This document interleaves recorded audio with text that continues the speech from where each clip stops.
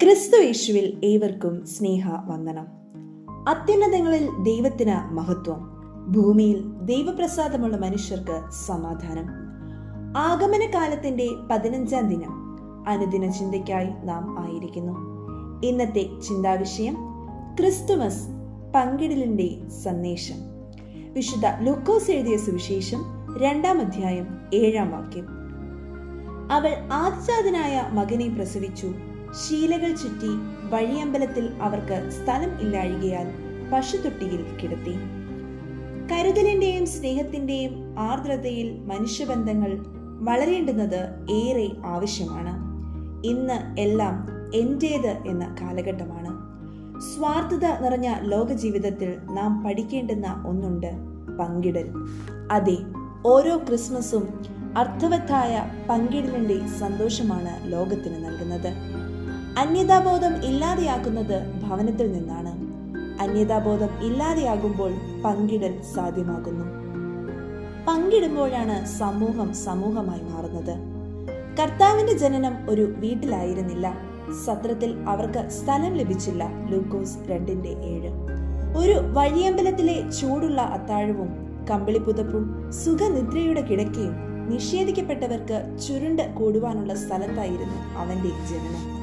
പറുദീസയിലെ ഇടം നഷ്ടപ്പെട്ടവരെ തേടിയെത്തിയവൻ അവരുടെ മധ്യത്തിൽ തന്നെയാണല്ലോ ഇറക്കേണ്ടത്. ഇടം നഷ്ടപ്പെട്ടവരോടുള്ള താല്പര്യം യേശുവിന്റെ ജീവിതത്തിൽ ഉടനീളമുണ്ട്. പാപികളോടും ചുങ്കക്കാരനോടും കുഷ്ഠരോഗിയോടും അന്ധനോടും പുറം ജാതിക്കാരനോടും തന്നെ തള്ളിപ്പറഞ്ഞ ശിഷ്യനോടും സമൃദ്ധിയുടെ അനുഭവങ്ങളിൽ ഇടം നിഷേധിക്കപ്പെട്ടവർക്കെല്ലാം ഇടം കൊടുക്കുവാൻ അവൻ തൽപരനായിരുന്നു. ക്രിസ്തുമസ് ഇടം നിഷേധിക്കപ്പെട്ടവരുടെ ഉത്സവമാണ്.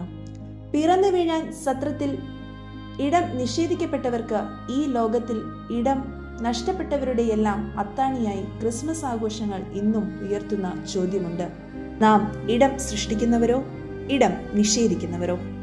അനീതിയെ നീതിയാക്കിയവൻ, അന്ധകാരത്തെ വെളിച്ചമാക്കി മാറ്റിയവൻ, നിരാശയെ പ്രത്യാശയാക്കി തീർത്തവൻ, അകന്നു പോയവരെ മാറോട് ചേർത്തവൻ, മാനസാന്തരമില്ലാത്തവരെ മാനസാന്തരത്തിലേക്ക് നയിച്ചവൻ, വഴിയില്ലാത്തവർക്ക് വഴിയും വാതിലുമായവൻ. പ്രിയമുള്ളവരെ, ഓർക്കുക, നമ്മുടെ ഹൃദയത്തിൽ നിന്ന്, ജീവിതത്തിൽ നിന്ന്, ഭവനത്തിൽ നിന്ന് നാം ആട്ടിപ്പുറത്താക്കുന്നവർക്കൊപ്പമാണ് യേശു തമ്പുരാൻ ഉള്ളത്.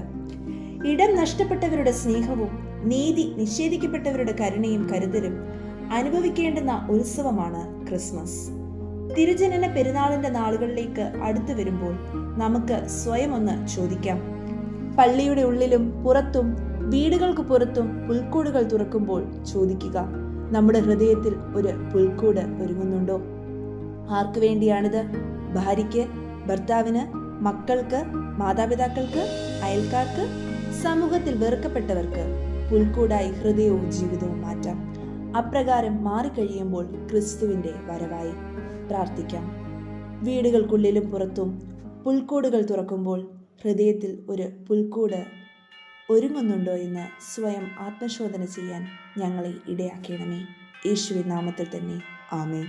ഏവർക്കും സന്തോഷത്തിന്റെയും സമാധാനത്തിന്റെയും ക്രിസ്തുമസ് ആശംസിച്ചുകൊണ്ട് നിർത്തുന്നു. ദൈവം നമ്മെ അനുഗ്രഹിക്കട്ടെ.